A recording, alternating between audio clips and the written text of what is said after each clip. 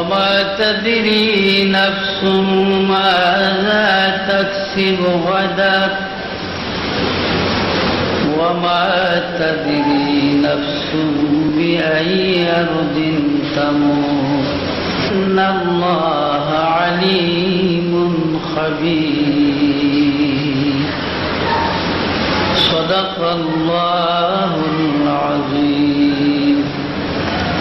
وبلغنا رسولنا الكريم صلوا عليه وسلموا تسليما الله زاد محمدا تعظيما صلى الله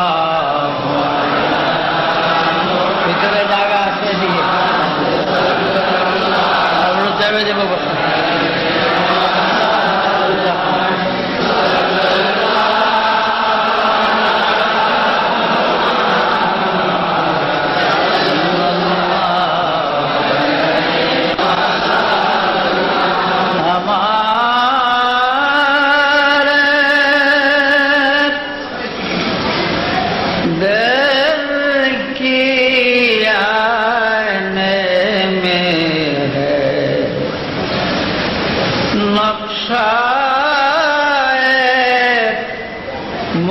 मोहम्मद का और हमारे आँख की पुतले में है जलवाए मोहम्मद का सल्लल्लाहु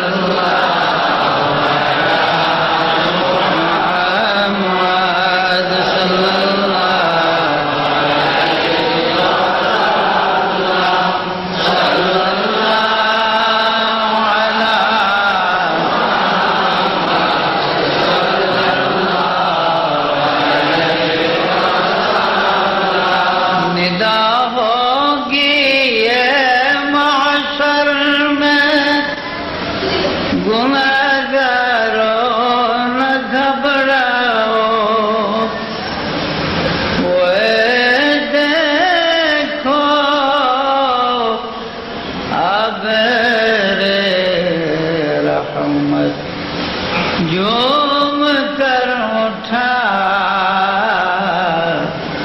मोहम्मद का सल्लल्लाहु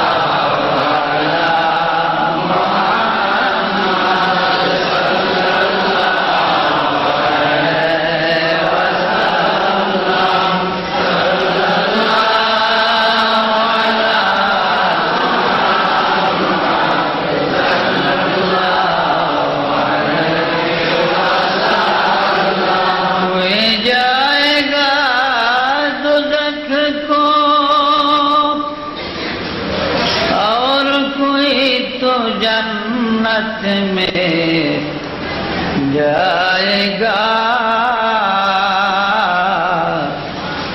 मदीने की तरफ मदीने की तरफ दौड़ेगा दीवाना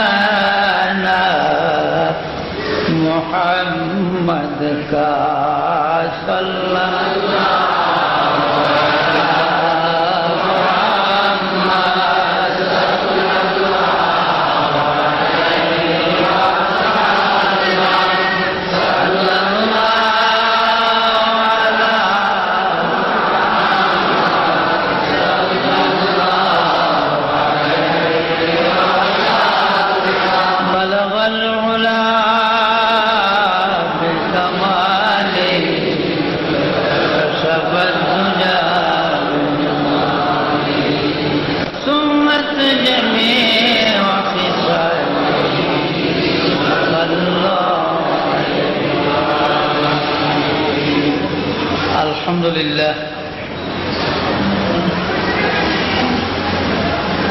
এই সদরঘাট বাকিলেনবাদ মসজিদে ছিন্নমূল এতিমখানা মাদ্রাসার উদ্যোগে বাৎসরিক ওয়াজ মাহফিলে মাননীয় সভাপতি সাহেব, মুআজ্জাজ উলামায়ে কেরাম, সমবেত ধর্মপ্রাণ মুসলমান ভাইগণ, সবাই আল্লাহ পাকের ইচ্ছা রোডের উপরে জায়গা টাগা সবাই করা হয়েছে। আবহাওয়া ভালো না, বৃষ্টি বাদল, এই হিসাবে মসজিদে ব্যবস্থা করা হয়েছে। তো যাই হোক, ইতিমধ্যে বক্তা যা ছিল ৩-৪ জন সব শেষ, সব বক্তার ওয়াজ শেষ হয়ে গেছে। এখন আমি বুড়া মানুষ, আমার দিছে সবার শেষে, উল্টা কামিছে না, দোয়া না করে দিত শেষে, বুড়া দিচ্ছে শেষে। যা হোক, আল্লাহর ইচ্ছা। আমরা অস্থায়ী দুনিয়ার বাসিন্দা। এই মসজিদ এখানে একদিন ছিল না, মুসল্লি আসা যাওয়া করবে, লঞ্চ চলবে, কিন্তু আমরা থাকতাম। আমরা আজ আছি, আবার কয়েকদিন পরে থাকব। জীবনের যে কোনো এক সময় মৃত্যু আমাদের কাছে আসে। আমি কোরআনে পাকের 22 পারা থেকে ছোট্ট একটু আয়াতে কারিমা তেলাওয়াত করেছি। ছোট্ট আয়াতে কারিমা তেলাওয়াতের উদ্দেশ্য, পিছনে যে বক্তা গেছে কয়েকজন, 1 ঘন্টা 1 ঘন্টা 1 ঘন্টা, এর মধ্যে শেষ হয়ে গেছে। আমি হইলাম শেষের, রাত্র অধিক, আমার সময় তো রুমি হইব, চিন্তা আছে না, চিন্তা ভাবনা করে কাজ করুন লাগে। তো ভাইরা, আমরা অস্থায়ী দুনিয়ার বাসিন্দা। কত মানুষ এই পৃথিবীতে ছিল। আমাদের হযরত সাইয়েদনা আদম আলাইহিস সালাম, তিনি 1000 বছর হায়াত পাইছেন দুনিয়াতে। সুবহানাল্লাহ, সুবহানাল্লাহ। আসতে বললেন না জোরে কইলেন? ঠক বলা মনে করলেন যে অনেকে সুবহানাল্লাহ না কইয়া মৌলবীর একটা ঠক দিয়ে দিলাম। আসলে আমার ঠক না, এটা নিজের ঠক। একবার সুবহানাল্লাহ বললে বেহেশতের মধ্যে একটা খুরমার গাছ লাগানো হয়। কোন কোন রাওয়ায়াতে আছে গাছটার নামই সুবহানাল্লাহ গাছ। এই গাছের মধ্যে যতগুলা পাতা হবে, প্রত্যেক পাতায় পাতায় এক একজন ফেরেশতা নিযুক্ত হবে। আর গাছটা এত বড় হবে, হযরত খালিদ বিন ওলীদের নাম শুনছেন না? খালিদ বিন ওলীদের মতো, আবু উবায়দার মতো রাসূলের সাহাবী হযরত, এবং আপন বড় চাচা আপনারা হযরত আব্বাসের মতো বড় বড় মুজাহিদরা যদি 300 বছর ঘোড়া চালায়, তবু গাছের ছায়া শেষ হবে না। এই গাছটার মধ্যে যতগুলা ফেরেশতা নিযুক্ত হবে, এই ফেরেশতারা কিয়ামত পর্যন্ত প্রতি পাতায় পাতায় একজন করে ফেরেশতা নিযুক্ত হবে। আর এই ফেরেশতারা সুবহানাল্লাহ তাসবিহ ইসরাফিলের বাঁশি বাজার সময় পর্যন্ত পড়বে। সওয়াবগুলা লেখা যাবে। যারা সুবহানাল্লাহ পড়ে গাছ লাগাইল, এই সওয়াব তাদের আমলনামায় লেখা যাবে। আপনারা বুঝছেন না বলতে, আমরা বেকে একসাথে সুবহানাল্লাহ করছি, গাছ বুঝি একটাই লাগাইল, একটা না, প্রত্যেকের নামে একটা সুবহানাল্লাহ গাছ, প্রত্যেকের নামে একটা করে গাছ। আল্লাহর কোন অসুবিধা হইব লাগাইতে? আল্লাহর তো কোন ফায়াকুনের কারবার, কোন ফায়াকুনের কারবার। এখন গাছ লাগায় যদি আল্লাহ কয় এটার মধ্যে আম ধর, মান্দার গাছ তো বড়ই ধর, আল্লাহ কইলে ধরবো না? বড়ই গাছ লাগিয়া তেঁতুল খাইতে ছেলে হইব না আপনারা, কিন্তু আল্লাহ পারে। এটা কার শক্তি আছে? আল্লাহর শক্তি আছে। দেখেন না, বট গাছ কত বিরাট বিরাট না বট গাছ? কিন্তু বট গাছের গোটাগুলা খুব ছোট না, পথিক গামছা বিছায়া এভাবে শুয়ে রয়েছে বট গাছের। চিন্তা করে আল্লাহর আকল নাই, বলেন নাউযুবিল্লাহ। আল্লাহর বলে আকল জ্ঞান নাই, কেন পাশে আবার লাউ গাছ, মিষ্টি কুমোরের গাছ, বিরাট বিরাট এই লতার মধ্যে ধরে রয়েছে কুমোর, মিষ্টার করে লাউ।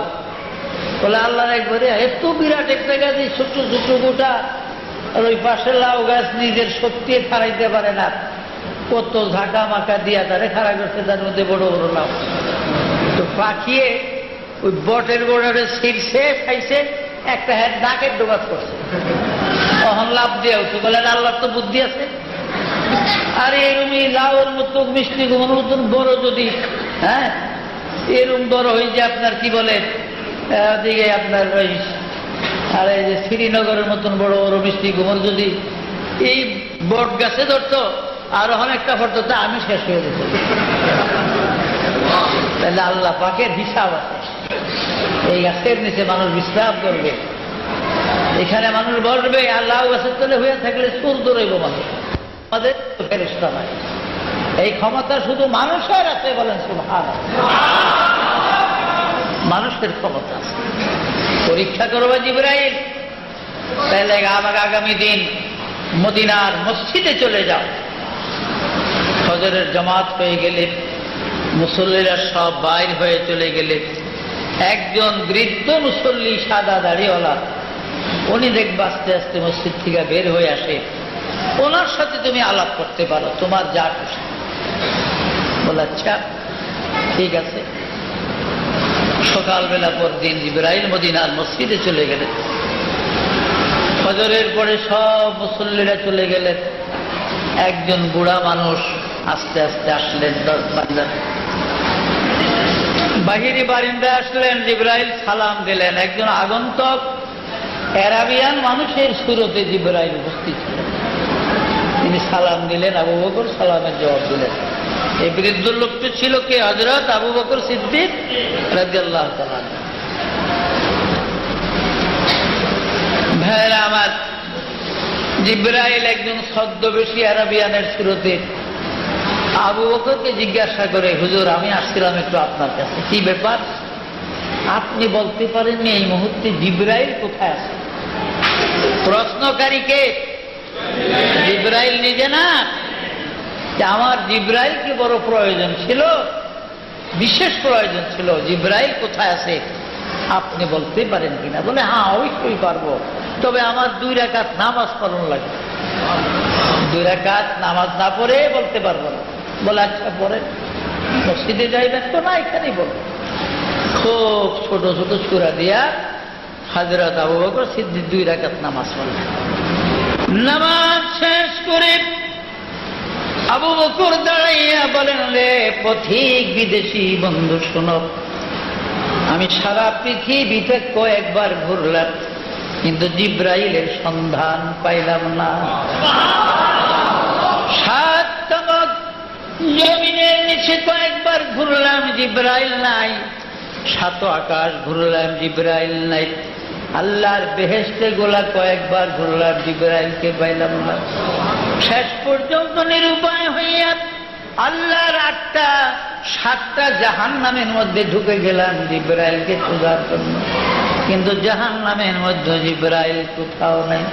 অগত্য আল্লাহর আরশ দেখলাম, আরশের মধ্যে জিবরাইল নাই। এবার খপ করে আবু বকর জিবরাইলের হাতের কবজায় ধরে বলে, বন্ধু মনে কিছু নিও না, তুমি ছাড়া জিবরাইল আর কেহ নয়, তুমি ছাড়া আর কেউ জিবরাইল না। বলে সুবহানাল্লাহ।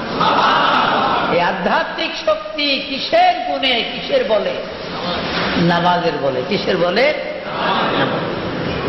নামাজ মানুষকে আধ্যাত্মিক দান করে।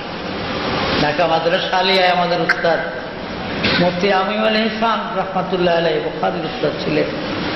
আমরা কয়েকজন ছাত্র একবার ওনার কাছে গেলাম টাইটেলের ক্লাসে।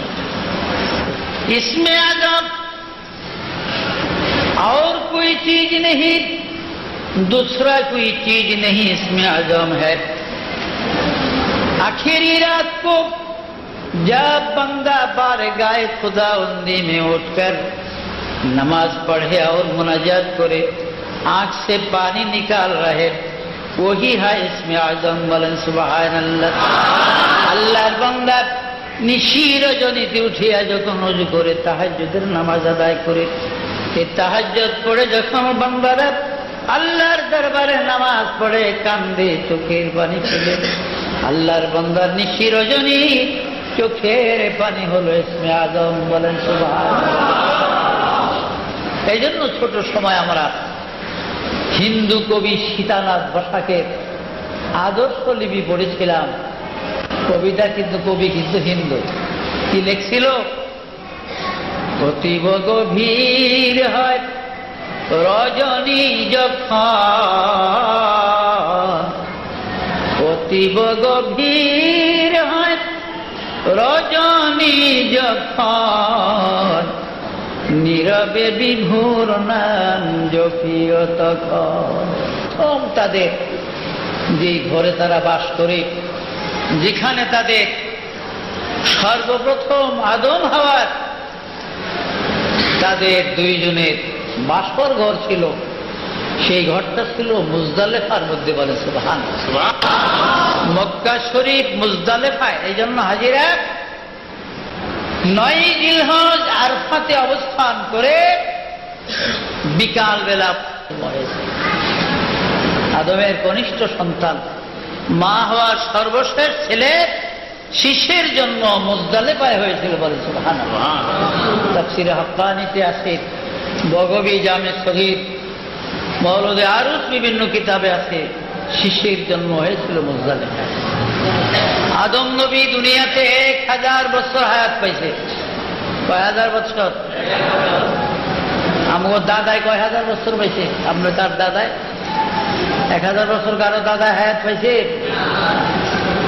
আমার দাদাই শুনছি 100 বছর বুড়া হায়াত পাইছে, 49 বছর।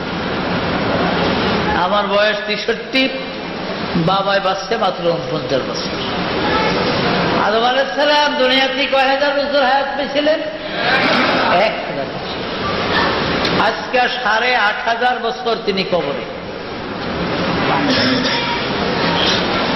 8500 বছর আদম কবরে। মা হাওয়া আলাইহিস সালাম 120 বার তিনি হামেলা বা গর্ভবতী হয়েছিলেন। হাওয়া আলাইহিস সালামের সন্তানগুলা 6 জায়গাতে হয়েছে। বলেন সুবহানাল্লাহ। বাইতুল মুকাদ্দাসের 6 জায়গায় হাওয়া আলাইহিস সালামের 139 জন সন্তানের জন্ম হয়েছে। এক একবারে 2 জন করে 120 বার সন্তান হয়েছে। কয়বার? 120 বার। মোট সংখ্যা 239 জন হয়েছে 6 জায়গার ভিতরে তাদের জন্য। দুরূদ শরীফ পড়েন আল্লাহুম্মা। কাবিল এবং গাজালা এই 2 জন একত্র হয়েছে। বিস্তারিত বলার সময় নেই, রাত্র ভোর হয়ে যাবে। আর আমি শেষ বক্তায় দাঁড়াইলে মানুষের ভিতরে ছটফট থাকে, কারণ যাওয়ার প্রয়োজন। দাঁড়াই আর কতক্ষণ থাকা যায়। যাই হোক, 239 জন ছেলে মেয়ের মা ছিলেন হযরত হাওয়া। হযরত আদম আলাইহিস সালাম, হাওয়া আলাইহিস সালাম দুজন গেলেন তারা হজ করার জন্য। হজ করতে গেলেন। এদিকে হজ করতে গেলে আপনারাও নাকি আবার বলতে পারেন কাবা শরীফ বানাইল বলে ইব্রাহিম নবী, আদমে হজ করলো কি এর মধ্যে? একটা না, হ্যাঁ? কাবা যদি আদমে বা হযরত ইব্রাহিম নবী বানায় থাকে, আদম আলাইহিস সালাম হজ করলো কোথায়? আসলে কাবা শরীফ ইব্রাহিম আলাইহিস সালাম বানায়। এই কাবা বানাইছে প্রথম ফেরেশতারা।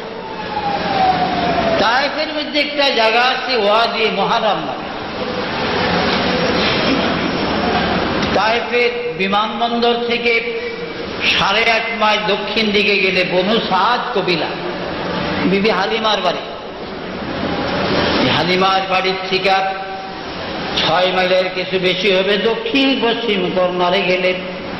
ওয়াজিব মুহাররম করে একটি জায়গা, এই জায়গার মধ্যে আদম নবীকে বানানো হয়েছিল। আদমের বানাইবার 10,000 বছর পূর্বে কাবা ঘর প্রথম ফেরেশতারা তৈরি করে। আদমের বানাইবার 10,000 বছর আগে ফেরেশতারা প্রথম খানায় কাবা বানায়। নূহ আলাইহিস সালামের তুফানের সময় কাবা নষ্ট হয়ে গেছিল তার বুনিয়াদ ইটপাটকেল করে। এরপরে জিবরাইল ফেরেশতাদের বানানো বুনিয়াদ থেকে পথ দেখিয়ে দিছে, জায়গা চিনিয়ে দিছে, এখান থেকে আবার আপনি কাবা নির্মাণ করেন। ইব্রাহিম আলাইহিস সালামের দ্বারা ইসমাইল ইব্রাহিম বাপ বেটা 2 জন লোকে হাজেরা ইব্রাহিম মিকাইল পাথর আইনা দিতেন, সাহায্য করতেন খানায় কাবা তৈরি। যাই হোক, আদম আলাইহিস সালাম মা হাওয়াকে নিয়ে হজে চলে গেলেন, 1 বছর রইলেন তারা হজ। এদিকে ইবলিস শয়তান সুযোগ পেয়ে গেছে। সুযোগ পাইয়া বুড়া দরবেশের সুরত ধইরা কাবিলের কাছে গেছে। বলে, কাবিল, তোমার মা বাবা কেমন একটা অবিচার করলো তোমার উপরে। বলে, কি? বলে, তোমার সাথে জন্ম হইল বিবি হয় আপনার আকলিমা। কাবিলেরে বললো আর কি, যে তোমার সাথে বিবি গাজালার জন্ম হইল, আর হাবিলের সাথে হইল আকলিমা। হ্যাঁ, তো আকলিমারে বিবাহ দিলে হাবিলের সাথেই দিবে, আর গাজালারে তোমার সাথে দিবে, কিন্তু উল্টা পাল্টা করে গেল তোমার বাবা। অতি সুন্দরী রূপসী গাজালাকে দিল হাবিলের কাছে বিবাহ, আর গাজালার চেয়ে কম সুন্দর মহিলা বিবি আকলিমাকে দিল তোমার কাছে বিবাহ। এই একটা অবিচার তোমার বাবা মাই করল।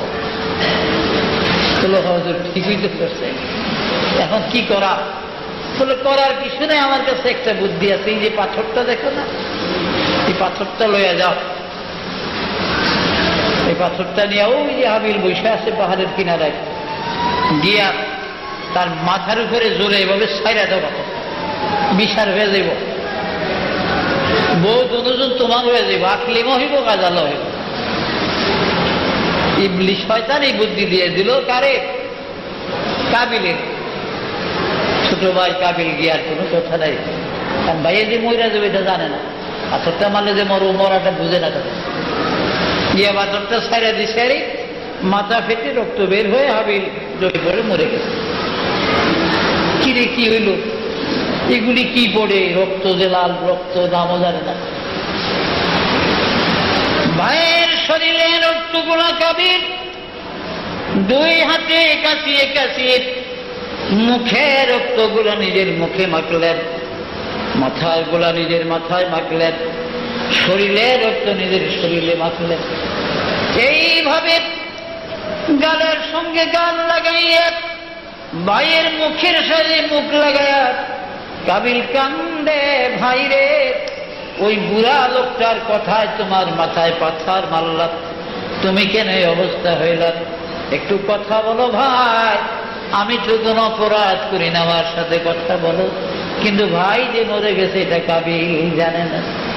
কিতাবে লিখে 6 মাস পর্যন্ত কাবিল হাবিলের লাশ বহন করে কাঁধে লইয়া সিরিয়া দামেস্ক বাইতুল মুকাদ্দাসের জমিনের মধ্যে 6 মাস পর্যন্ত ঘুরে।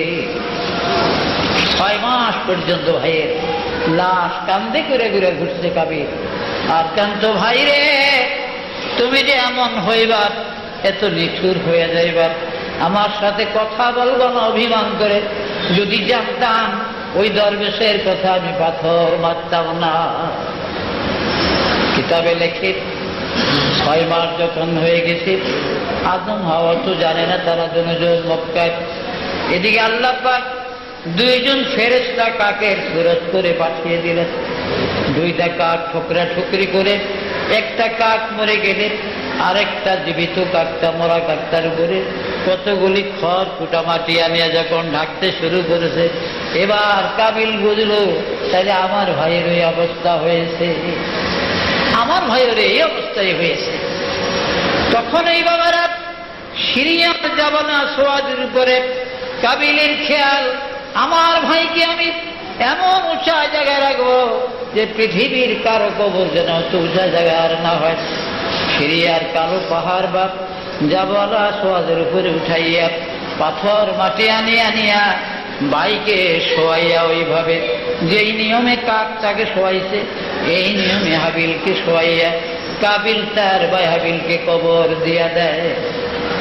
আজও আছে হাবিলের কবর সিরিয়ার জাবালে আসওয়াদের উপরে। আমি গুনাহগার, অনেকবার জিয়ারতের তৌফিক আল্লাহ দিয়েছিলেন, বহুবার হাবিলের কবর মাপিয়া দেখছি ভাইয়েরা আমার। 142 হাত লম্বা কবরটা হাবিলে। এটা হলো পৃথিবীর সর্বপ্রথম কবর। এর আগে আর কোন মানুষ মরে নাই। হাবিলের কবর দুনিয়ার সর্বপ্রথম কবর। হাদিস শরীফে আছে পৃথিবীর সর্বশেষ যেই মানুষটি মারা যাবে, সবার পরে যেই লোকটি ইন্তেকাল করবে, ওই সর্বশেষ মৃত মানুষটি অন্ধকার কবরের মধ্যে 40,000 বছর থাকবে। এখন হিসাব করেন, সবার পরে যিনি মরবে সে যদি 40,000 বছর কবরে থাকে, তাহলে আমরাও তত কত বছর থাকবো? কবরে থাকা লাগবে না বাবা? কি বলে? কবরে যাওয়া লাগবে নি? আরে টাকা পয়সা জমিদারি আর কত করবি বাহাদুরি, ওরে খটপা লঙ্গর সোনার বাড়ি কারে যাবি দিয়া রে কবর দেশে যাইয়া। একলা কবরে কেমনে রে থাকবি, ওরে ভাই বন্ধু সারিয়া রে কবর দেশে যাইয়া। একদিন চুল পাকিবে, দন্ত পড়িবে, তোর যৌবনে পড়ে যাবে ভাটি, ক্রমে ক্রমে খুলিয়া পড়িবে তোর এই রঙ্গিলা দালানের মাটি রে বন্ধু, পারাশার বানাইলা ঘর বাড়ি। তার জন্য সুন্দর ঘর বাড়ি তৈরি। একদিন মরতে হবে। হ্যাঁ, কন্ট্রাক্টর জহিরুল ইসলাম শাহ বাংলাদেশের, তিনি বাজিতপুরের ভাওয়ালপুর জায়গাটার নাম, যেখানে মেডিকেল কলেজ করছে। ঢাকা মেডিকেলের অন্তত 10 গুণ জায়গা, 10 গুণ বেশি জায়গা। ঢাকা মেডিকেল হাসপাতালের চেয়ে 10 গুণ বেশি জায়গা, অনেক বেশি বিল্ডিং ইমারত করে তিনি ভাওয়ালপুরের মেডিকেল কলেজ হাসপাতাল কন্ট্রাক্টর জহিরুল ইসলাম শাহ। আজকে কোথায় বাবা এই ধন দৌলত জমিদারি জায়গা জমি? পৃথিবীর বহু দেশে তার বাড়ি আছে, আজকে কই গেছে? এমন একটা বাড়িতে রয়েছে যে বাড়িতে দাদাই গেছে, যেমন বাড়িতে চাষায় মায়, ওই সব সেই মাটির বাড়ি। এই বাড়িতে একদিন আমার আপনারা যাইতে হবে না? হ্যাঁ, এই জওয়ানি কি জীবন ভরে থাকবো? এই জওয়ানি জীবন ভর থাকবে না। কালের তরঙ্গ বলে যে রত্ন ভাসিয়া গেলে ফিরিয়া আসে না। হায় রে জীবন তোরে এক স্রোত প্রবাহিনী উজান বহে না। এই জওয়ানি থাকবে না, একদিন চলে যাবে। 70-80 বছরের বুড়ায় যদি 16 বছরের একটা যুবতীর কাছে একটা প্রেম পত্র লেখে, এই চিঠির উত্তর কয় বছর পরে আইব? কেউ জীবনে আইব? 16 বছর একটা মেয়ের কাছে যদি 70 বছরের বুড়ায় চিঠি লেখে, চিঠিতে বয়স লিখে দেয়, আমার বয়স 70, 62, 70 বছর বা 80 বছর, বয়সটা লিখে দিলে বুড়ায় 16 বছরের যুবতী, বুড়ার যত ধন সম্পত্তি থাক, চিঠির কোনো উত্তর আইব জীবনে? কোনো উত্তরটা আইবই না, বরং বুড়ার নামে বিচারাইতে পারে। মাদুর সর্দারা বিশাল লিয়াইতে পারে। ও বইরা তোর কি মাথা খারাপ হয়েছে? কাজী ভাইরা আমার, এই জন্য শেখ সাহেব বলেন দার জওয়ানি তওবা করদন শিবায়ে পয়গম্বরে, দার জওয়ানি তওবা করদন শিবায়ে পয়গম্বরে, ওয়াক্ত পীরি বুর্গ জালেম মিশাওয়াত পরহেজগার। আরে মানুষ, তুমি জওয়ান কাল থাকতে, তোমার চুল দাড়ি কালো থাকতে, জওয়ানি থাকতে তুমি নামাজ পড়ো, জওয়ানি থাকতে রোজা রাখো, জওয়ানি থাকতে তুমি আল্লাহর ইবাদত করো। কারণ ওয়াক্তে পীরি বুর্গে জালেম মিশাওয়াত পরহেজগার। মানুষ বুড়া হয়ে গেলে তখন তার হুঁশ জ্ঞান আর থাকে না। বুড়া হয়ে গেলে, আমি তো আমার সাথে লোকটা প্রায় 8-10 বছর, তাহলে এখন রাখতে হয় ডায়াবেটিস রোগী। মাঝে মাঝে এমন হয় না যেন পাও ভেঙে পড়ে যায়, তখন এই লোকের দিকে হাত ধরে আমারে ধরে। অথচ আমি 29 বছর কোন লোক ছাড়া সফর করছি। জওয়ানি কিন্তু সবার দিকে চলে যাবে। এই জন্য শেখ সাদি বলেন তোমরা জওয়ান কালে আল্লাহর ইবাদত করো। কেননা 20 বছর বয়সে, 30 বছর বয়সের একটা যুবক একটা সিজদা যদি করে 100 বছরের বুড়ার 1000 সিজদার চেয়েও ওই যুবকের একটা সিজদার মূল্য অনেক বেশি। জওয়ানকালে একটা সিজদা 100 বছরের বুড়া 1000 সিজদার চেয়েও বেশি মূল্যবান। জওয়ানকালে ইবাদতকে আল্লাহ এত ভালোবাসে। 7 ব্যক্তি আল্লাহর আরশের ছায়ায় কিয়ামতের দিন জায়গা পাবে, তার মধ্যে একটা দল হলো নওজোয়ান। জোয়ান ব্যক্তি যারা, নওজোয়ান যৌবনকালে যারা ইবাদত করেছে, তারা আল্লাহর আরশের তো মাশাআল্লাহ পানি ভাত খেয়েও বিচার উল্টায় যায়। রসগোল্লা মিষ্টি খাইয়ে তো বিচার উল্টাই, ওই পানি ভাত খেয়েও পল্লী এলাকায় বেচার বলতে পারে।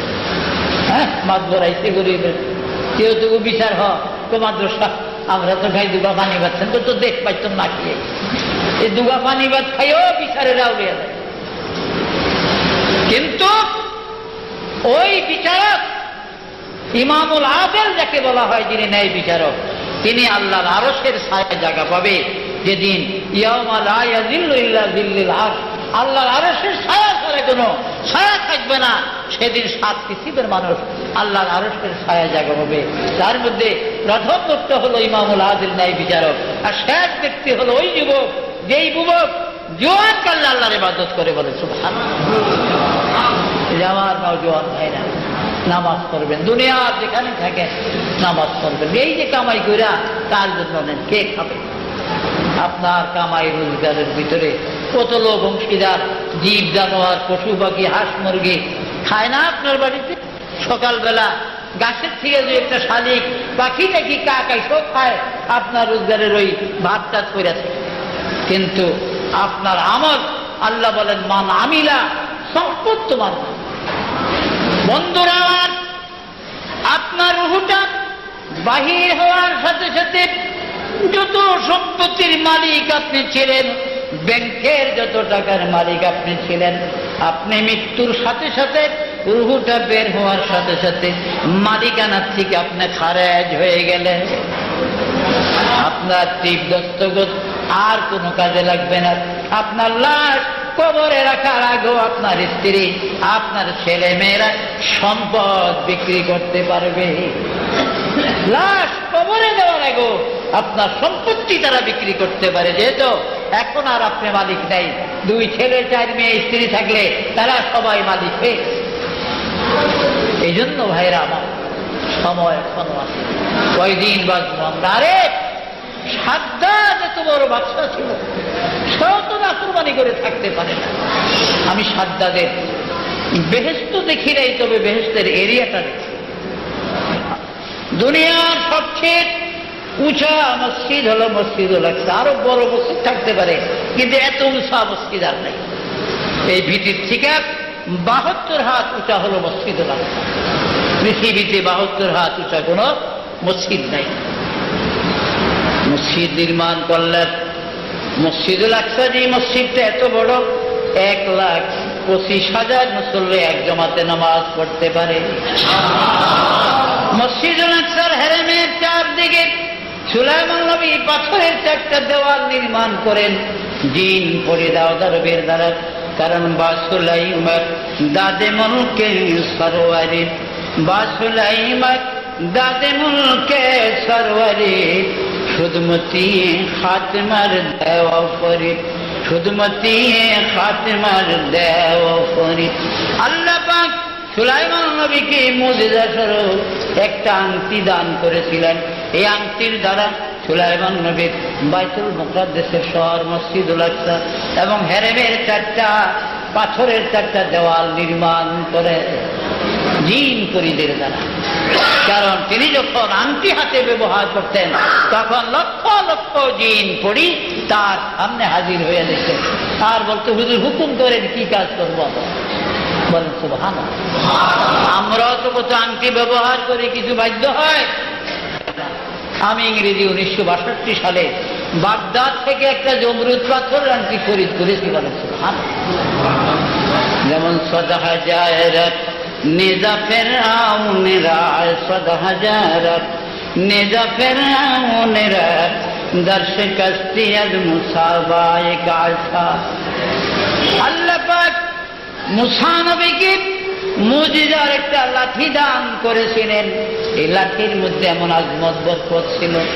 29 বছর বয়সে মুসা আলাইহিস সালাম যখন শুআইব আলাইহিস সালামের বাড়ি থেকে মাদায়েন নগর থেকে এই লাঠি নিয়ে নীল নদী পার হয়ে ফেরাউনের বাড়িতে গেলেন কলেমার দাওয়াত দেওয়ার জন্য। ইয়া বলে, ফেরাউন আমি মুসা আসছি, তুমি পড়ো লা ইলাহা ইল্লাল্লাহু মুসা কালিমুল্লাহ, কলেমা পড়ো, আমি আল্লাহর নবী। ফেরাউন কই, মুসা সিন্ধুক থেকে উঠায় আসিয়া তোমারে আনলো, 29 বছর তোমারে লালন পালন করলাম। এই মিশরের মানুষ জানে তুমি ফেরাউনের সন্তান, আসিয়ার ছেলে। আজকে তুমি আমার এই কলেমার দাওয়াত দিতা, কিপ্তিরে ঘুষে দিয়া মাইরা তুমি গেছো, এক কিপ্তিরে ঘুষে দিয়া মাইরা 16টা টুকরো করে হবে। মুসা আলাইহিস সালামের একটা ঘুষিতে কিপ্তির দেহটা 16 টুকরা হয়ে গেছে। বলেন সুবহানাল্লাহ। আপনারা কইবেন এটা কি কথা খাটে? খাটবো না কাবা। বুখারী শরীফে আছে, তারিখে হাবিবেলার মধ্যে আছে, মুসা আলাইহিস সালামের মৃত্যুর পূর্বে আজরাইল আসলেন। সালাম না দেওয়াতে কিতাবে লেখে হুয়া কানা কায়মান ফিল মাসনাদ। মাসনাদ বলা হয় তাকিয়ার বালিশকে। তিনি বালিশ একটু তাকিয়া এইভাবে ডান দিকে ঢেলান দিয়ে রয়েছেন, অসুস্থ শরীর। এই অবস্থা আজরাইল আইসা তার সামনে সালাম না দেওয়াতে রাগের ছোট বেটা আজরাইলের বাচ্চা সালাম দিলি না, একটা থাবর বাম হাতে ডাইন গালের মধ্যে আছে, যার চক্ষুটা সঙ্গে সঙ্গে খুললা জমিনে পড়ে গেছে। আপনারা কইবেন তাহলে আজরাইল যে এক সপ্তাহ না ভালো হয়েছে, আমাকে জান কবজের সময় চুপচাপ ডাইন দিকে বইয়া থাকবো আর দেখতো না। আজরাইল কানাল হয় না, সঙ্গে সঙ্গে আল্লাহ পাক তারে চক্ষু দান করে দিতে বলে সুবহানাল্লাহ। কারণ আল্লাহর কোন ভায়া কোনের কারবার, কোন হক ভায়া কোন বাঁচবে। মুসা আলাইহিস সালাম ফেরাউনের কলেমার দাওয়াত যখন দিলেন, ফেরাউন তো রাগে আগর, এ হামান আমার জাদুঘর গুলি বলা। 80,000 জাদুঘর ছিল ফেরাউনের, ডাক জাদুঘর বলে। আর যে যত প্রকারের জাদু জানে বানাইয়া একত্রের জন্য সবগুলা জাদু মুসার করে ছেড়ে দেয়। 80,000 জাদুরের, কারো জাদুর সাপ, কারো জাদুর বাঘ, কারো ভালো, কারো সিংহ, কারো বিভিন্ন রকমের জানোয়ার, কারো আগুনের গোল্লা, এমনি ভাবে কারো জাদুর ছুরি, জাদুর চাকু। এই 80,000 জাদু একসাথে মুসা নবীর দিকে আসতেছে। 29 বছরের যুবক মুসা নবী একটু ঘাবড়িয়ে গেলেন। আল্লাহকে একদিন, আল্লাহ তুমি বুঝি মারবার জন্য আমাকে মিশরের ময়দানে এনেছো? আল্লাহ বলে, মুসা ভয় নাই, আমি তো আছি, কোনো ভয় নাই তোমার। মুসা বিসমিল্লাহ বলে তোমার লাঠিখানা ফেরাউনের আর সিংহাসনের সামনে জমিনে শোয়াইয়া রাখো, বাকি কাবার সব আমার হাতে। বিসমিল্লাহ বলে লাঠিখানা ফেরাউনের আর সিংহাসনের সামনে সোজাসুজি ভাবে শোয়াইয়া রাখলেন। এই লাঠিটা বিরাট একটা আজদাহা সাপ হইয়া যায়। কেমন বিরাট? তাফসীরে সাবিতে লেখে 22 মাইল লম্বা একটা সাপ পেলেন। কয় মাইল লম্বা সাপ পেল? 22 মাইল লম্বা। আপনারা ডরাইতেননি দেখলে? 22 মাইল লম্বা সাপ দেখলে ডরাইতেন না? ভাইরা আমার, 22 মাইল লম্বা সাপ, সাপের নিচের ঠোঁট জমিনে, উপরের ঠোঁট 80 হাত উপরে, কারণ ফেরাউনের রাজ সিংহাসনটা 80 হাত উঁচা। 80 হাত উপরের ঠোঁট, নিজের ঠোঁট জমিনে। এই সাপটা মাত্র একবার শ্বাস টানার সাথে সাথে 80,000 জাদু সব সাপের পেটের ভিতরে ঢুকিয়া গেছে। 80,000 জাদুই সব খাইয়া বলাইছে। সব জাদুগুলি খাইয়া তাফসীরে লেখে সাপ চিৎকার দেয়, হালমিম মাজিদ, হালমিম মাজিদ, হালমিম মাজিদ। ও ফেরাউন, কি দিলা? পেট তো আমার ভরে না, থাকলে আরো দাও। আমার পেট ভরে না, আরো দাও। ফেরাউন 22 মাইল লম্বা সাপ দেখে এমন ভয় পেয়েছে, এমন ডরাইছে। তাফসীরে সাবির মধ্যে লেখে এই 22 মাইল লম্বা সাপ দেখে ভয়ের চোটে ফেরাউন 400 বার পায়খানা করছে। তাফসীরে সাবিতে লেখে, কিতাবের কয়বার আগবে? আরে 22 মাইল লম্বা সাপ দেখে ফেরাউন 400 বার আগলে বেশি আগে না, আরো আগা দরকার ছিল। ফেরাউনের হিসাবে কমই। ভাইরা আমার, সেই ফেরাউন আজ দুনিয়ায় নাই, মুসা নবী দুনিয়ায় নাই। এই ফেরাউনকে আল্লাহ পাক নীল নদীর মাঝখানে কেমন করে মারছে। ওয়াইজ ফারাকনা বিকুমুল বাহরা ফাআনজাইনাকুম ওয়া গরাকনা আলা ফিরআউনা ওয়া আনতুম তানজুরুন। আল্লাহ বলেন, আমি মুসারে সহি সালামতে নীল নদী পার করে মাদায়েন নগর তার শ্বশুর শোয়াইবের দেশে পৌঁছিয়ে দিয়েছি, কিন্তু ফেরাউনকে আমি নীল নদীর মধ্যে ডুবাইয়া মারছি। 4 দিন পর্যন্ত ফেরাউনের লাশটা ভাসে না। চতুর্থ দিন, 4 দিনের দিনে তার লাশটা ভাইসা উঠছে। কিতাবে আছে, তাফসীরে আছে, মরা মানুষের লাশ আগে ভাসত। পৃথিবীতে সর্বপ্রথম মরা মানুষের লাশ ভাসে ফেরাউনের লাশ। এখন মিশরের কায়রোতে ফেরাউনের লাশ আছে। মুসার আয়নার আলমারিতে ফেরাউনের লাশ রাখা হয়েছে। আর 32 হাত উঁচা একটা আয়নার আলমারির মধ্যে জাদুঘর স্বামীর লাশ আছে। মিশরি মহিলারা, কুর্দি মেয়েরা, তুর্কি মেয়েরা, ফিলিস্তিনি মহিলারা, বিভিন্ন মেয়েরা জিদ্দে ছুটে যাইয়া ফেরাউনের লাশের সামনে গালিগালাজ করে আর জুতা মারে। ইয়া আওয়াজ, ইয়া মালাউন, ইয়া আস ইবনুল্লাহ, ইয়া ফেরাউন। এই গালিগালাজ করে করে পায়ের স্যান্ডেল জুতাগুলা খুলে খুলে মারে।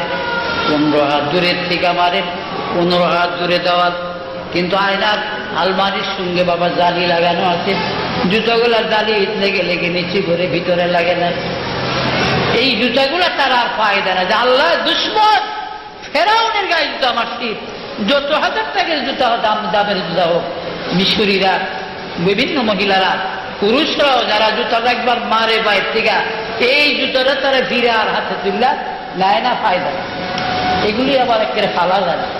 আমগো সোনার বাংলার কিছু রূপার মানুষ আছে ওই দেশে, এরা আবার এগুলো করে গাট্টি গুট্টি বান্দা ইরান, আফগানিস্তান, বিভিন্ন গরিব দেশ সাইডা বেচা কিনা করে। আর দেশ 20,000 50,000 টাকা পাঠাচ্ছি দিলে, হে ভালো চাকরি পাইছি বাবা, দোয়া করেন, ভালো চাকরি আল্লাহ মিলেছে।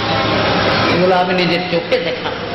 তো ভাইরা আমার, ফেরাউনের লাশের দিকে মানুষ কি করে জুতা মারে। আর ফেরাউনেরই প্রতিদ্বন্দ্বী ছিলেন হযরত মুসা আলাইহিস সালাম। বাইতুল মুকাদ্দাস থেকে ভাইরা আমার 84 মাইল দক্ষিণ দিকে গেলে একটি ডিস্ট্রিক্ট শহর, ইংরেজিতে শহরটিকে হেবরন বলা হয়, আরবিতে আল খালিল বা বাইতে খালিলুর রহমান, তৌরাতের ভাষায় শহরটিকে জাবরুন বলা হয়। এই জাবরুনের মধ্যে নবী ইব্রাহিম আলাইহিস সালামের মাজার, ইব্রাহিম নবীর পবিত্র মাজার শরীফ থেকে ভাইরা আমার 4 মাইল পশ্চিম দিকে গেলে এখানে বাইতুল জালালাত হযরত খিজির আলাইহিস সালামের বাড়ি আছে। খিজিরের বাড়ি থেকে বন্ধুরা আমার, প্রায় 13-14 মাইল দক্ষিণ পশ্চিম কর্নারে গেলে এইখানে রিহা নামে একটা শহর আছে, ইংরেজিতে জেরিকো সিটি বলে। এইখানে হযরত মুসা নবীর মাজার সহ এইখানে 12 জন পয়গম্বরের কবর আছে। মুসা আলাইহিস সালামের কবরটা মাত্র 24 হাত লম্বা।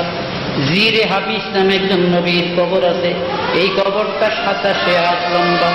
সুমাইল নামে একজন নবীর কবর আছে, তার কবরটা 108 হাত লম্বা। হযরত নবী শামাউন আলাইহিস সালামের কবর 128 হাত লম্বা কবর। 7টা কবরের গায়ে নাম লিখা আছে, 5টা কবরের গায়ে নাম নাই। মুসা নবীর কবর সহ শামাউন আলাইহিস সালাম, যে শামাউন নবীকে ইহুদিরা পাগুলা নাড়তেন, শিকলগুলা টুকরা টুকরা হইয়া কোথায় চলে যেত, ইহুদিরা একটা টুকরাও খুঁজিয়া পায় না। এইভাবে ইহুদিদের 1000 শিকল নষ্ট হয়েছে শামাউন নবীকে আটকেছে। সেই শামাউন আলাইহিস সালামের কবর দেখা গেছে। মুসা নবীর কবর সহ এই 12 জন পয়গম্বরের কবরের কিনারে বহু মুসলমানরা জিয়ারতের জন্য দাঁড়ায়।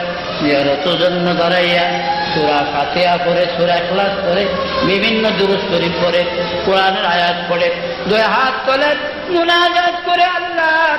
নবী মুসা কালিমুল্লাহ বনী ইসরাইলের 70,000 নবীর সরদার মুসা নবীর কবর আমরা জিয়ারত করলাম, আরো নবীদের কবর জিয়ারত করলাম। আল্লাহ গো, এই নবীদের এই জিয়ারতের বরকতে আমি হতভাগার জীবনের গুনাহ তুমি মাফ করে দিও। অথচ মুসা আলাইহিস সালামের প্রতিদ্বন্দ্বী দুশমন ফেরাউনের গ্লাসের কাছে যায়, আমার পায়ের জুতাগুলা খুলে খুলে মারে। আল্লাহ দুশমনকে জুতা মারে, আর আল্লাহর বন্ধুর কবরের কাছে মানুষ গুনাহ মাফ পায়। বলেন সুবহানাল্লাহ। এই জন্য জায়গা দুজখ কো আর কোই তু জান্নাত মে জায়েগা, মদিনে কি তরফ দৌড়েগা দিওয়ানা মুহাম্মদ কা। কেউ জান্নাতে যাবে, কেউ জাহান্নামে যাবে, আর মদিনার পাগল যারা রে, নবী কামলিওয়ালার পাগল যারা, তারা কেবল মদিনার দিকে দৌড়াবে। তারা কোথায় যাবে? মদিনার দিকে যাবে তারা। তো বন্ধুরা আমার, হযরত সুলাইমান আলাইহিস সালাম বাইতুল মুকাদ্দাসের শহরের চারদিকের হেরেমের 4টা দেওয়াল নির্মাণ করেছে, এক একটা দেওয়াল 5 মাইল করে লম্বা, অনেক উঁচা উঁচা দেওয়ালগুলো। পশ্চিম দিকের দেওয়ালটাই বেশি উঁচা, এটাকে জিদারুল ফিলিস্তিন বলা হয়। এই দেওয়ালটা 170 হাত উঁচা জমিন। এই দেওয়ালের কিনারে সুলাইমান নবীর পিতা দাউদ নবীর কবর। আমি গুনাহগার অনেকবার দাউদ নবীর কবর জিয়ারতের সুযোগ হয়েছিল, নিজের হাতে বহুবার মাপিয়া দেখেছি। 32 হাত লম্বা কবর দাউদ নবী। এই দাউদ আলাইহিস সালামের মাজারের একজন খাদেম ছিলেন ইব্রাহিম মিফলা হামদান নামে, বাড়ি ছিল তার আদনে। আদন হলো আরবি নাম, ইংরেজিতে হলো এডেন, লোহিত সাগরের পশ্চিম পারে। আদনে তার বাড়ি। এই লোকটা আমার খুব মহব্বত করতো, নিঃসন্তান ছিল। তা আমি বিদেশি পাকিস্তানি লোক ছাত্র হিসাবে খুব আদর করত। 1966 ইংরেজিতে আমাকে একদিন বলে, নসরুল্লাহ হাল তুরিদু তাযহাবু মাই ফি বিলাদিনাল আদন, তুই কি আমাদের আদন দেশে যাবি আমার সাথে? আমি বললাম যে লিমা ইয়া সাইয়্যিদি, কেন যাবো? হাল ফি ফিল বিলাদিকুম রাউদাতুল আম্বিয়া রাউদাতুস সাহাবা আলাইহিমুস সালাতু ওয়াস সালাম, আপনাদের আদনের মধ্যে কি কোনো নবী সাহাবাদের কবর আছে নাকি? কই না, আল্লাহে মা ফি রাউদাতিল আম্বিয়া ওয়ালা সাহাবা ফিল বিলাদিনা ওয়ালাকিন ফিল বিলাদিনা ফি জান্নাতি সাদ্দাদ, কিন্তু সাদ্দাদের বেহেশতটা আমাদের দেশে আছে, দেখবি। আমার খুব আগ্রহ হলো, হেলিকপ্টারে 66-তে ওনার সাথে আদন গেলাম। ভাইয়েরা আমার, আদনের বিমানবন্দর থেকে 16 মাইল দক্ষিণ পশ্চিম দিকে গেলে বাজেবা শহরের সীমানার এখান থেকে আরম্ভ করে 8 মাইল প্রস্থ, দৈর্ঘ্য 32 বর্গ মাইল বিশাল এলাকা নিয়ে সাদ্দাত বেহেশত বানাইছে। এক একটা দেওয়াল 8 মাইল করে লম্বা, আর প্রত্যেকটা দেওয়াল 3000 কামরা বিশিষ্ট সাদ্দাদের বেহেশত। শহর গ্রাম বিভিন্ন এলাকা বস্তির থেকে যুবতী মেয়েদেরকে মায়ের বুক খালি করে সাদ্দাদের সৈন্যরা জোর করিয়া আনিয়া সাদ্দাদের বেহেশতের হুর বানায়। এইভাবে 12,000 কামরা সাদ্দাদের, 12,000 মেয়েদেরকে সাদ্দাদের বেহেশতের হুর বানায়। কারণ শুনছি আল্লাহর বেহেশতের মধ্যে হুর আছে, হুর ছাড়া বেহেশত কে যাইবে? এই জন্য এক এক বেহেশতে একজন করে হোক, 12,000 কামরা, 12,000 হোক। রাস্তাঘাট বেহেশত সাজাইতে লাগলো 10 বছর। উজির এসে খবর দিলেন, হুজুর, উজিরের নাম ছিল আদনান, সাদ্দাদের উজির আদনান বলে, হুজুর বেহেশত রেডি, সব প্রস্তুত, হুর আইনও ভর্তি, এখন আপনি উদ্বোধন দেখতে আসেন। 10,000 ঘোর সওয়ার নিয়ে সাদ্দাদ রওনা। সামনে শুধু 6টা ঘোড়া, তার উজির টুজির মিল্লা তারা 6 জন সামনে, বাকি ঘোড়ার সব পিছনে। ঘোড়া নিয়ে বেহেশতের উঠার কিনারে গিয়ে এক পা উঠার উপর সাদ্দাদ ঘোড়ার জিনজির থেকে, আরেক পা এখনো নায় না। এই সময় ছিঁড়া ফাড়া ময়লা কাপড় পরিহিত একটা লোক সাদ্দাদের ঘোড়ার সিনার সঙ্গে সিনা লাগাইয়া, বুকের সঙ্গে বুক লাগিয়া লোকটা দাঁড়াইছে। দাঁড়িয়ে একটু ঝাঁকি দিছে আসতে, সাদ্দাদ কাইফা উঠছে ঝাঁকি দিল। কাপড়ের লোকই সাদ্দাদ চাইছে তার দিকে, এই তুমি কে? লোকটা বলে, হাল আতারিফুনি মান আনা ইয়া সাদ্দাদ। এই সাদ্দাদ, চিনুনি আমারে, আমি কে? তোরে চিনবো কি? গেছো তো এখান থেকে, আমার আজকে উদ্বোধনী দিনে তুই এসে কুযাত্রা লাগাইবি এই শিরা ময়লা কাপড় কিনে। লোকটা নির্ভীক, লড়ে না। আবার সাদ্দাদের ঘোড়াদের সিনার সঙ্গে সিনা লাগায় এবার জোরে একটা ধাক্কা দিলাম। সাদ্দাদ কয়েকবার কাঁপছে। লোকটা জিজ্ঞাসা করে, হাল আতারিফুনি মান আনা, সাদ্দাদ ভালো করে দেখো চিনো কিনা আমাকে। সাদ্দাদের কেন জানি ভয় ভয় লাগে, বলে, না ভাই চিনলাম না, কে তুমি? রে সাদ্দাদ, ভালো করে চক্ষুগুলি খুলে দেখো আমি কে। আমি মালাকুল মউত আজরাইল, এই মুহূর্তে তোমার জান কবজ করার জন্য এসেছি। আমার আল্লাহর হুকুম হয়েছে এই জান্নাত তোমার দেখতে দেওয়া হবে না। সাদ্দাদ চোখের পানি ছেড়ে দিল, কারণ আজরাইল এবার আসল রূপ ধরে দাঁড়িয়ে গেছে। আজরাইলের আসল রূপ ধরে দাঁড়াইছে। সাদ্দাদ খালি কাঁপতে আছে, কম্পিত ভাবে বলে, আজরাইল রে, তোমার আল্লাহকে বলো, আমি বড় আশা করে আল্লাহর সঙ্গে চ্যালেঞ্জ করে জান্নাত তৈরি করেছি। 1 লক্ষ রাজমিস্ত্রিরা 24 ঘন্টা কাজ করে 12,000 কামরা বানাইছি, 12,000 যুবতী মেয়েদেরকে এনে আমি বেহেশতের হুর বানাইছি। কোনো নকশা নেগার কত রকমের কিছু নকশা করা হয়েছে। আমি শুধু দরজায় দাঁড়ায় দ্বিতীয় বটা নামাইয়া ডান দিকে 1 নজর মাথা ঢুকায়া দেখবো, বাম দিকে 1 নজর দেখবো, এই ছাড়া আর বেশি সুযোগ আমি চাই না। আজরাইল বলে, আল্লাহ গো, এই বেচারা সাদ্দাদ তার জান্নাতটা 1 নজর দেখতে চায়, তুমি কি তার একটু সুযোগ দিবা? সে সুযোগ চায়। আল্লাহ পাক বলেন, আজরাইল তোমার কি সাদ্দাদের জন্য মায়া লাগে নাকি? বলে, না গো মাবুদ, মায়া তো আমার লাগে না, মায়া মমতা আমার নাই, চাইলেই কোটি কোটি মানুষের জান কবজ কেমন করে আমি করতাম। ও মায়া মমতা তুমি দাও নাই, কিন্তু জানি না এই সাদ্দাদের এই মুখটা যেন কোথাও কোনো একবার দেখছিলাম আমি। আজ আমি এই মুখটা দেখে আমার কেন জানি মায়া লাগে, যদি একটু সুযোগ তারে দিতেন। আল্লাহ বলেন, আজরাইল ভালো করে খেয়াল করো, এই মুখ তুমি কোথায় দেখছো জীবনে? এবার আজরাইল বলে, আল্লাহ মনে করলাম একবার সমুদ্রের বুকে সওদাগরি জাহাজ ডুবিয়া ওই জাহাজের তক্তার উপরে একটা গর্ভধারিণী মহিলা ভাসতেছিল। মহিলাটা ভাসমান অবস্থায় জাহাজের তক্তার উপরে একটা ছেলে যখন প্রসব করল, তখন তুমি আদেশ করলা ওই শিশু ছেলেটাকে সমুদ্রের তক্তায় ভাসাইয়া তার মায়ের জান কবজ করার জন্য। ওই দিন আমার ওই শিশুটার জন্য বড় মায়া লেগেছিল। প্রভু গো, কত নিঠুর, কত নিদয়া তুমি। এই শিশু বাচ্চাটারে সমুদ্রের তক্তায় ভাসাইয়া যদি তার মায়ের জান কবজ করে দেই, এই শিশুটার গতি কি হবে? ওই দিন আমার ওই শিশুটার জন্য মায়া লেগেছিল।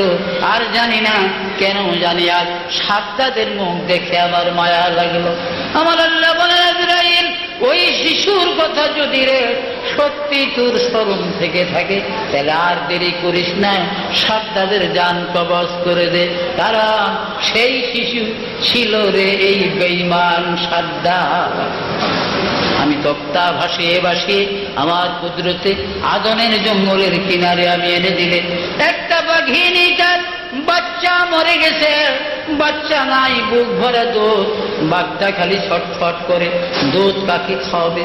হঠাৎ নদীর কূলে এসে শিশু সাদ্দাদের দেখিয়া বাঘটা যত কাছে আসে আমি তক্তা তত নিকটে এনে দিই। শিশু সাদ্দাদের মুখে বাঘ দুধ উঠে দেয়। সাদ্দাদ মায়ের বুকে যেমন শিশুরা দুধ পান করে, এমনি ভাবে বাঘের দুধ খাইতে আরম্ভ করে। বাঘ মায়া লাগাইয়া আমি বাঘের অন্তরে মানুষের মায়া মমতা দান করেছি। এই বাঘ সাদ্দাদকে জঙ্গলে নিয়ে যায়।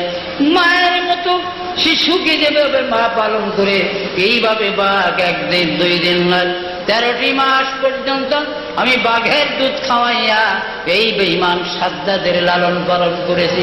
আজ আমার সঙ্গে নাফরমানি করে নিতে পারত না, জান্নাত বানাইছে আজরাইল। এই জান্নাত আমি তারে দেখতে দিব না। আর দেরি করিস না, তাড়াতাড়ি তার জান কবজ করে দে, যেহেতু এই জান্নাত আমি তারে দেখতে দিব না। এবার আজরাইল আমাকে দিয়া বলেন, রে ও বেঈমান সাদ্দাদ রে, এইবার তোর পরিচয় পেয়েছি রে বেঈমান, আর দেরি হবে না, রেডি হইয়া যা রে বেঈমান, এখনই তোর জান কবজ হয়ে যাবে।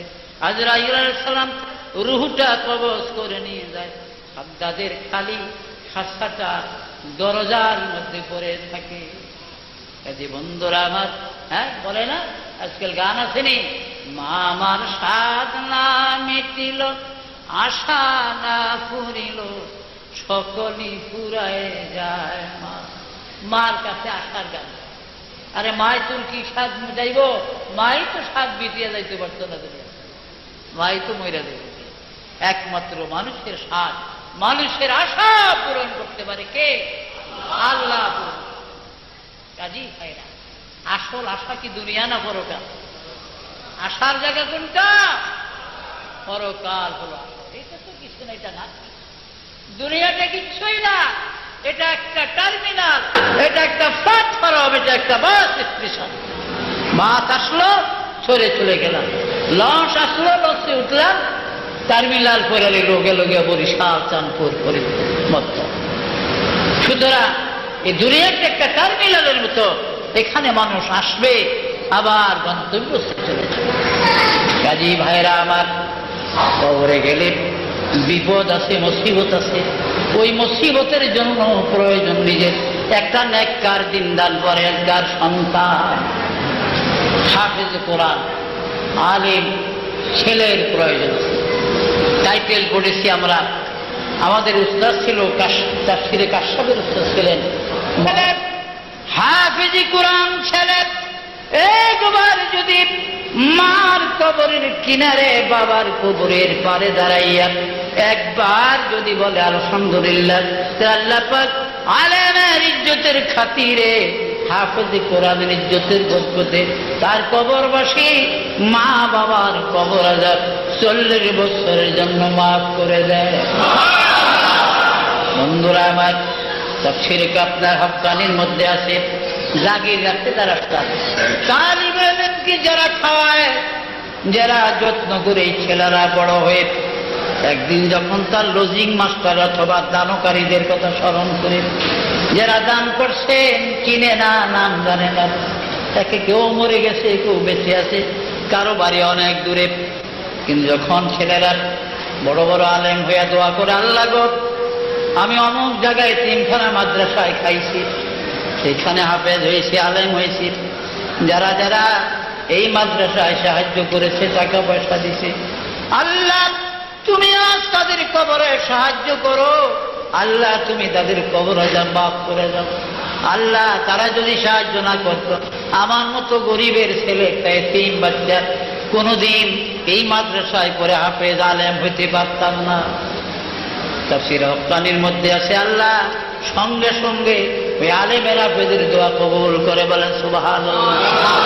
আর আমি জানি প্রত্যেক হেফজখানা মাদ্রাসায়, প্রত্যেকটি 3খানা মাদ্রাসায় প্রতিদিন ফজরের পরে ছেলেরা কিছু কোরআন শরীফ পড়ে, দুরূদ সালাম পড়ে, মিলাদ শরীফ পড়িয়া হাত উঠাইয়া ওই ব্যক্তিদের জন্য দোয়া করে, যারা এই মাদ্রাসায় সাহায্য করে, যারা টাকা পয়সা দিয়া মাদ্রাসা কায়েম করেছে, যারা সহানুভূতি করে, যারা এক নজরে দেখে, তাদের জন্য প্রত্যেক মাদ্রাসায় দোয়া হয়। আমি মনে করি এই মনসুরের জামানায় জুনায়েদ বাগদাদী একটা এতিম সন্তান ছিল। সকালে মা মরে গেছে, বাবা মরে গেছে, চেহারা স্বাস্থ্য সুন্দর দেখে রাস্তার কিনার থেকে খলিফা মনসুর তাকে ধরিয়া আনছে, রাস্তার পাশে দাঁড়িয়ে রয়েছে, এতিম ছেলে কাঁদছে। জুনায়েদ বাগদাদী মা বাপ নাই, তো খলিফা মনসুর বলে চল আমার সাথে, চেহারা সুন্দর দেখা লুয়ে। খলিফা মনসুর বাড়িতে আনিয়া রাজপুত্রের মতো পোশাক পরিশোধ করাইয়া তাকে এলেম শিক্ষা দান করলেন। এলেমের সাথে সাথে ভাইরা আমার জুনায়েদ বাগদাদী বিরাট একজন বড় পালোয়ান হয়ে গেলেন, কুস্তিগীর হিসাবে হয়ে গেলেন। লেখাপড়ার ফাঁকে ফাঁকে কুস্তি করে, বক্সিং খেলে, কুস্তি করে মশহুর হয়ে গেছে তৎকালীন সারা আরব। একদিন খলিফা মনসুর নিজে কুস্তির একটা প্রতিযোগিতার ময়দান বানাই, দেখা যায় এই লোকটা আস্তে আস্তে 1-2 কদম করে খলিফা মনসুরের সামনে আসলেন। আয়সা বলে, খলিফা বাগদাদ, যদি আপনি হুকুম দেন আমি আপনার এই জুনায়েদের সঙ্গে কুস্তি করব, কারণ কোনো পালোয়ান আসলো না, ময়দানটা খালি যাবে, এটা আপনার একটা সম্মান হবে না, একটা অসম্মানী হবে, আপনার বদনাম হবে। বরং আমি যদি কুস্তিতে পরাজিত হইয়া মরিও যাই, তবুও তো একটা বিদেশে একটা প্রসার হবে যে জুনায়েদের সঙ্গে একটা কুস্তিগীর মারা গেছে। কুস্তিগীরতে কি হ্যাংলা না ফাতলাই দেখবে কিছু চিন্তা করতো না, একটা কুস্তিগিরই মনে করবে আমার। বাদশা বলে, মিয়া খলিফা মনসুর কই, তোমার শরীরের যে অবস্থা, আমার জুনায়েদে আঙ্গুল দিয়া গুতা দিল, তুমি কয় ফলো ঠেয়ালে ভরো আল্লাহ জানে। বলে, হুজুর আমি পড়ি আর মরি, কোনো কথা নেই, আপনি বর্ষই রাখেন আমার থেকে, আমি লিখে দেই, আমি মারা গেলে কেউ আপনার কাছে দাবি করবে না, কোনো মামলা মকদ্দমা করবে না। বাড়ি কই তোমার? আমার বাড়ি হলো মদিনা। আমি মদিনার থেকে শুনছি আপনার এখানে কুস্তির প্রতিযোগিতা জুনায়েদের সঙ্গে। আমি কয়েকদিনে হাঁটিয়া বড় কষ্ট করে মদিনার থেকে বাগদাদ এসেছি। বলে, এখানে একটা সই করো। এর মদিনাবাসী যা দাঁড়াইছে, জুনায়েদ খালি হাসে হেরে দেখা। জুনায়েদ বাগদাদের নিকটে গিয়া হাতটা টানিয়া ধরলেন জুনায়েদের, আর কানের কাছে মুখ লাগাইলেন মদিনাবাসী, জুনায়েদ, ও জুনায়েদ, আমি মদিনার মানুষ রে জুনায়েদ, আমি আওলাদে রাসূল, আমি নবীর বংশের একটা ছেলে, মদিনার থেকে এসেছি। আমার কয়েকটা ছেলে লেখাপড়া করাইতে পারি না পয়সার অভাবে, আমার কয়েকটা মেয়ে বিবাহের উপযুক্ত, কিন্তু টাকার জন্য বিবাহ দিতে পারি না, বড় গরিব আমি। জুনায়েদ, আমি জানি এই কুস্তিতে আমি পরাজিত হব, তোমার সঙ্গে আমি পারবো না, আমি বহু জানি, কিন্তু তবেও যদি জুনায়েদের আমাকে আওলাদে রাসূল মনে করে, নবীর দেশের একটা ছেলে মনে করে জুনায়েদ, আমার ছেলেগুলো লেখাপড়া শিখাইতে পারি না, পয়সার কাঙ্গাল আমি, আমার উপযুক্ত মেয়েগুলা বিবাহ দিতে পারি না। রে জুনায়েদ, ইচ্ছা করে যদি তুমি পরাজয় বরণ করে আমাকে দয়ের সুযোগ দিতেন, তাইলে আমি চিরজীবন মদিনার নবীর রওজা ধরিয়া তোমার জন্য দোয়া করতাম রে জুনায়েদ। এই কথা বলার সাথে সাথে জুনায়েদের সঙ্গে হাত ধরাধরি শুরু হয়ে গেল, কুস্তি শুরু হয়ে গেল। দু একটা রাউন্ডের পরে হঠাৎ জুনায়েদ ধাস করে জমিনে পড়ে যায়। জুনায়েদ জমিনে পড়ে গেলেন। মদিনাবাসী জুনায়েদের বুকের উপরে বসে যখন আল্লাহু আকবার বলে চিৎকার করলেন, সারা বাগদাদে হইচই পড়ে গেল। বাদশার বালক সন্তান, এত বড় শক্তিশালী নওজোয়ান জুনায়েদকে এই মদিনাবাসী দুর্বল লোকটা অন্তরে পরাজয় করে দিল। 1 লক্ষ দিনার দিয়া প্রতিশ্রুতি অনুযায়ী খলিফা মনসুর মদিনাবাসীকে বিদায় করে দিলেন। রাত্রে জুনায়েদকে নিজের কামরায় নিয়ে বললেন, জুনায়েদ, এত লালন পালন করে এত খাওয়াইলাম, লক্ষ লক্ষ টাকা তোমার পিছনে ব্যয় করলাম, আজ তুমি আমার মুখে চুনকালি দিলাম, মদিনাবাসী লোকটার সঙ্গে তুমি কুস্তিতে পারলা না, পরাজয় বরণ করলাম, এর কারণ কি? এবার জুনায়েদ বলে, ও বাদশাহ, আবার কথা এবার শোনেন। লোকটা যখন আমার কানের কাছে মুখ লাগায়া বলেছিল, জুনায়েদ রে, আমি মদিনার সন্তান, আমি আওলাদে রাসূল রে জুনায়েদ, আমার কয়েকটা মেয়ে বিবাহের উপযুক্ত, বিবাহ দিতে পারি না টাকার জন্য, আমার কয়েকটা ছেলের মাদ্রাসায় পড়ে, খরচ দিতে পারি না। ও জুনায়েদ রে, তুমি ইচ্ছা করে যদি পরাজয় বরণ করতা, আমি মদিনায় যায় রাসূলের রওজায় জীবনভর তোমার জন্য দোয়া করতাম। কাজী বাদশা গো, ওই মদিনাবাসীর মুখে আওলাদে রাসূল শব্দটা আমার কানে আসার সাথে সাথে আমি কেমন করে যে জমিনে পড়ে গেছি বলতে পারি না। বলেন সুবহানাল্লাহ। রাত্রিতে জুনায়েদ বিছানায় শুয়ে আছে। গভীর রজনী জুনায়েদ বাগদাদি স্বপ্নে দেখে আল্লাহর হাবিব তার শিয়রের কিনারে বসা, নবীজি বসা তার পাশে, এবং বুকের উপরে আমার নবীর দোনো হাত দিয়ে।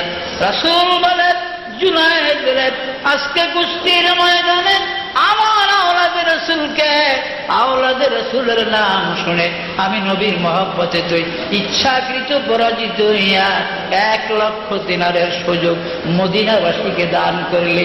এই জন্য আমি আর মদিনার রওজায় থাকতে পারলাম না, তোর সঙ্গে দেখা করতে আসলাম। আল্লাহ পাক এই মুহূর্তে তোর নাম আউলিয়ার দপ্তরে লিখে দিয়েছে। আর জুনায়েদ রে, কাল কঠিন হাসরের ময়দানে আমি রাসূল যেই বেহেশতের মধ্যে থাকবো, ওই জান্নাতে তুই আমার সঙ্গে থাকবি। কাজী বন্ধুরা আমার, এতিম বাচ্চারা রাসূলের আওলাদ হিসাবে, কারণ হুজুর সাল্লাল্লাহু আলাইহি ওয়াসাল্লাম বলেছেন, আলেমরা আল উলামা ওয়ারাসাতুল আম্বিয়া, আলেমরা নবীদের ওয়ারিস হলো উলামায়ে কেরামরা। আপনার মিদাদুল উলামা আফদালু মিন দিমাইশ শুহাদা, আলেমের কলমের কালি শহীদের রক্তের চেয়ে বেশি মূল্যবান। বলেন সুবহানাল্লাহ।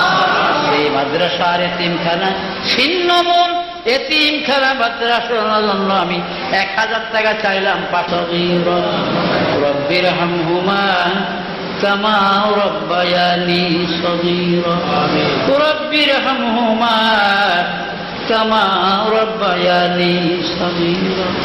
আল্লাহ, এ আবহাওয়ার দুর্যোগের মধ্যে আল্লাহ যিনি মাহফিল শেষ হলো, আল্লাহ তোমার কাজের ভিতর হিকমত আছে জানি, নিশ্চয়ই তুমি হিকমতের জন্য করেছো। আল্লাহ, এতিম এই মাদ্রাসা ছিন্নমূল এতিমখানা মাদ্রাসার উদ্যোগে দ্বীনি জলসার এখন সমাপ্তি ঘোষণা হলো। আল্লাহ মুনাজাত করতেছে। আল্লাহ উলামায়ে কেরামগণ ওয়াজ করেছেন, নসিহত করেছেন, কত পীর বুজুর্গানে দিন, কত নবী রাসূলের, এ আল্লাহ কত কোরআন হাদিসের ওয়াজ নসিহত হয়েছে। ভুল পেদামা বেয়াদবি মাফ করে দিন। এর হাজি হাদিয়া সওয়াবগুলা সোনার মদিনায় নবীজি রওজায় পাকে পৌঁছে দিন। রাসূল পাকের আলো আওলাদ আজওয়াজ মুতাহহারাত साहबा किराम अजमैन दारवाए पहुँची दिन तमाम अम्बिया साहबा शुहादा सिद्दीकीन सालेहीन प्रत्येकेर आरोहाय पहुँचे दिन तमाम जहानेर पीर माशाएख ओले गाउस कुतुब दरवेश प्रत्येकेर रूहे पाके हादिया पहुँचे दिन तमाम पृथिवीर माटिर निचे যত মুসলমান কবর বসিয়েছে আল্লাহ প্রত্যেকের রূহে পাকে হাদিয়া পৌঁছে দিন। আল্লাহ পাক আমরা যারা উঠাইছি আমাদের সকলের মা বাপ ভাই বোন দাদা দাদি নানা নানি শ্বশুর শাশুড়ি বোন ভাগেরা আজকে যারা দুনিয়ায় নাই তাদের কবর জান্নাতের বাগান করে দিন। আল্লাহ এই মাদ্রাসার উস্তাদ যারা তাদের হায়াত দারাজ করিয়েন, ইলমের মধ্যে বরকত দান করিয়েন আল্লাহ, ইলমে লদুনি দান করিয়েন আল্লাহ তাদেরকে।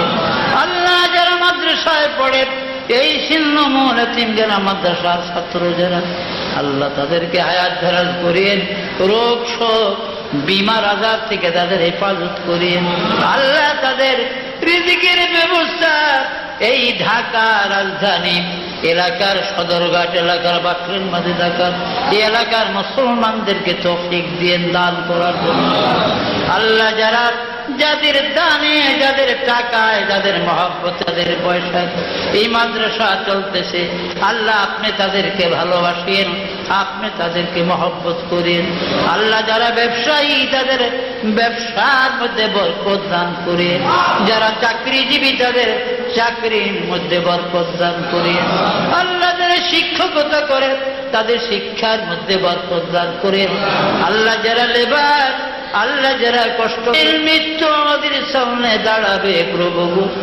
ওই দিন ওই মুহূর্তে মেহেরবানি করে আমাদের সকলের জবানে জারি করে দিও লা ইলাহা ইল্লাল্লাহু মুহাম্মাদুর রাসূলুল্লাহ সাল্লাল্লাহু আলাইহি ওয়াসাল্লাম।